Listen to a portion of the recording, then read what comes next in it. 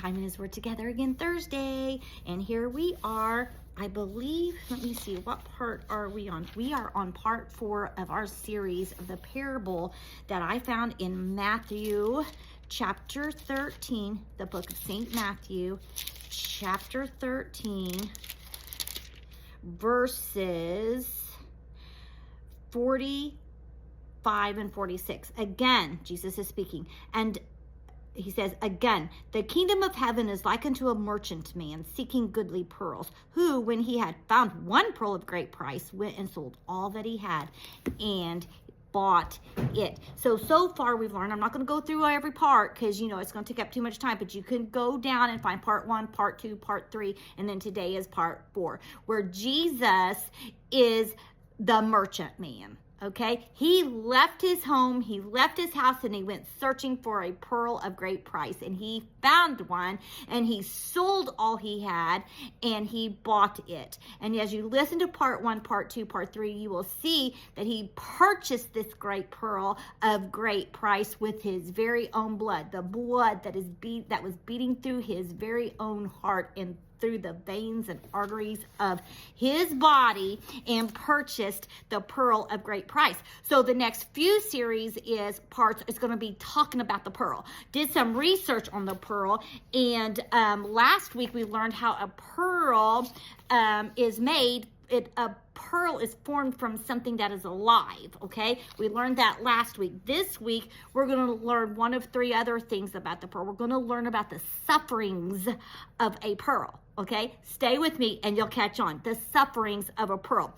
So every pearl starts because of suffering. Okay, a genuine, real pearl didn't just get here without suffering involved. So every pearl starts because of an irritant, and it's because of an irritant, and this irritant, what it is, this irritant gets inside of the oyster. Okay, an irritant is some foreign object, okay, that should not be there, okay, that's the irritant. The object works its way inside the mouth of the oyster, and this foreign object causes pain and suffering, much like, say, you got a splinter in your finger and it just festers and festers and festers until it gets out, right? So when this suffering starts, it begins then to form a pearl. And almost always this irritant, it comes from some form of dirt. So how did the dirt get there? Okay, so how did the dirt get there? The oyster picks up the dirt because of where it lives at. Now put your spiritual glasses on and see where this is going spiritually, okay? So the oyster picks up the dirt because of where it lives at, because of the environment it's in. So let's just discuss a little bit about where this oyster lives. Where does the oysters live? It's not a clean environment. They're not in a clean environment. They don't live up at the top of the water, okay? They live down at the ground level. They're either on oyster reefs or they're clear down on the bottom.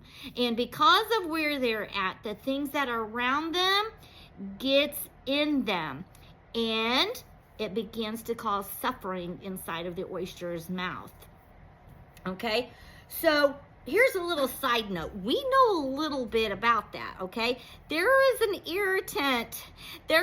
irritant, ladies, that got into mankind. And we read about it back in Genesis chapter 3 when Eve disobeyed and ate of that fruit. So we also learn about it in Romans 5:12, where it says, "Wherefore, as by one man sin entered into the world, and death by sin. And so death passed upon all men, for that all have sinned." And what about Romans 3:23? "For all have sinned and come short of the glory of God." Romans 10:9 and 10, "That if thou shalt confess with thy mouth the Lord Jesus, and shalt believe in thine heart that God hath raised him from the dead, thou shalt be saved. For with the heart man believeth unto righteousness, and with the mouth confession is made unto salvation.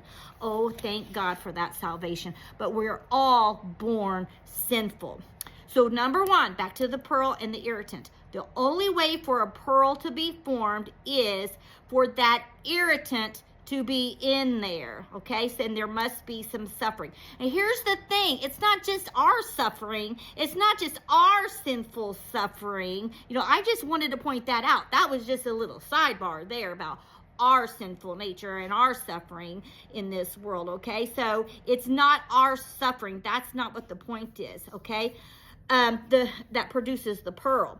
It's not our sinful suffering that produces the church of the living God, which are the saved people, the saints. Remember this, Jesus, God the Son, think about his suffering.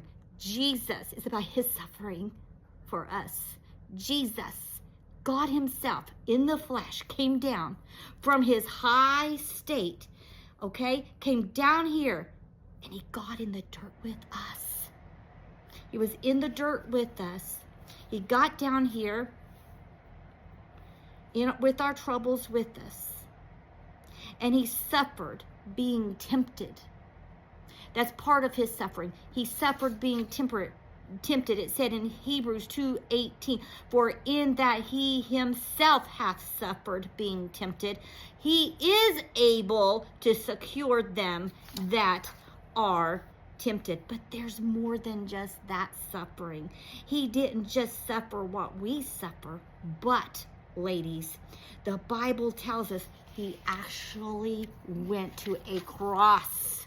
He suffered on that cross, and his suffering on the cross through his blood, and it's his suffering on the cross through his blood that makes it possible for us to be saved, to be a part of the church body. Can you see? There would not be a church without the suffering of Christ. I'm going to stop there, and we'll do part 5 next week.